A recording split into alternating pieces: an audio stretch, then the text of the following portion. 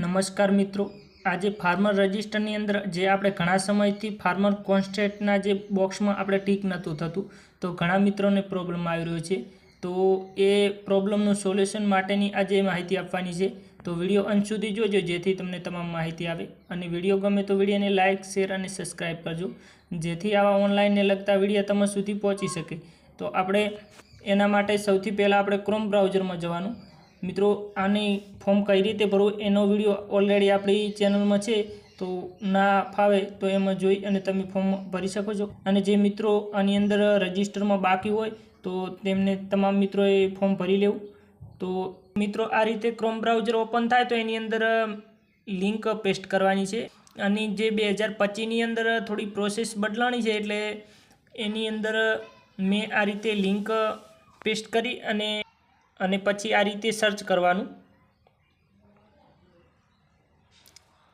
એ રીતે સર્ચ કરશો એટલે આ રીતે ગુજરાતની એગ્રી સ્ટોકની વેબસાઇટમાં તમે આવી જશો.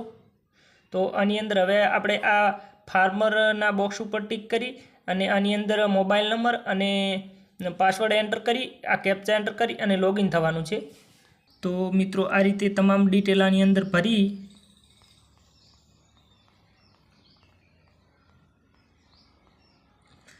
અને આ છેલ્લે જે ફાર્મર કોન્સ્ટન્ટના બોક્સમાં ટીક થતું નથી, તો આ પ્રોબ્લેમ મિત્રો ઘણા સમયથી આપણને આવી રહ્યો છે. આના કારણે ઘણા મિત્રોને હજી ફોર્મ ભરવાનું પણ બાકી છે.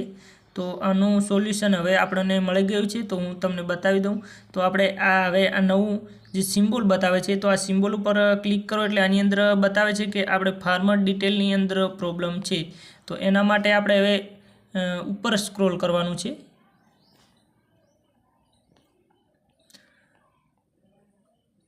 તો સિમ્બોલની અંદર આપણને બતાવ્યું હતું કે ફાર્મર ડિટેલની અંદર પ્રોબ્લેમ છે. તો આની અંદર હવે આપણે આ ઇંગ્લિશ નામની અંદર તો કોઈ ચેન્જ કરી શકતા નથી, પણ આ ગુજરાતી નામની અંદર આપણે આમાંથી ચેન્જ કરી શકીએ છીએ. તો આપણે સૌથી પહેલાં આ જે પિતાનું નામ રહ્યું એમાં સુધારો કરવાનો.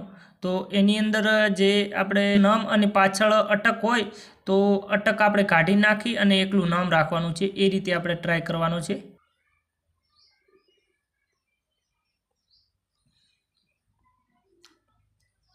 તો આ રીતે આપણે એક જ નામ રાખ્યું અને એની પાછળ જે આપણે અટક લખેલી હતી એ કાઢી નાખી.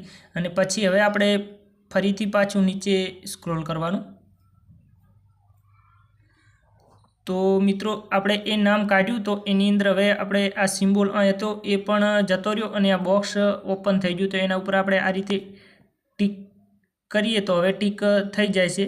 તો કોઈ પણ મિત્રોને જો આ પ્રોબ્લેમ ચાલ્યો હોય તો જે આપણે ગુજરાતીમાં નામ જે ઉપર બતાવે છે એમાં થોડું ઘણું ચેન્જીસ કરશો એટલે કદાચ આ બોક્સ ટીક થવા લાગશે. મારે પણ ઘણા સમયથી આની અંદર ટીક નહોતું થતું, પણ આ પ્રોબ્લેમ હવે આ સોલ્યુશન થઈ ગયું છે. તો હવે આપણે આના પછી હવે આપણે સેવ ઉપર ક્લિક કરવાનું. સેવ ઉપર ક્લિક કરશો એટલે આ રીતનું બતાવે. તો આની અંદર હવે આપણે પ્રોસીડ ઇસિંગ એના ઉપર ક્લિક કરવાનું. એના ઉપર ક્લિક કરશો એટલે આ સાઇનનું પેજ ખુલી જશે. તો આની અંદર હવે આપણે આધાર કાર્ડ નંબર એન્ટર કરવાનો.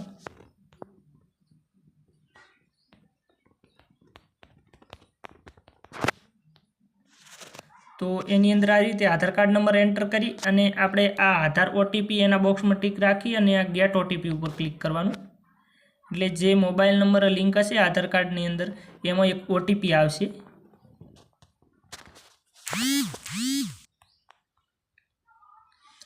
તો આ રીતે ઓટીપી એન્ટર કરી અને આ બોક્સમાં ટીક કરી અને પછી આપણે આ સબમિટ ઉપર ક્લિક કરવાનું. સબમિટ ઉપર ક્લિક કરશો એટલે મિત્રો તમારું ફોર્મ સેવ થઈ જશે.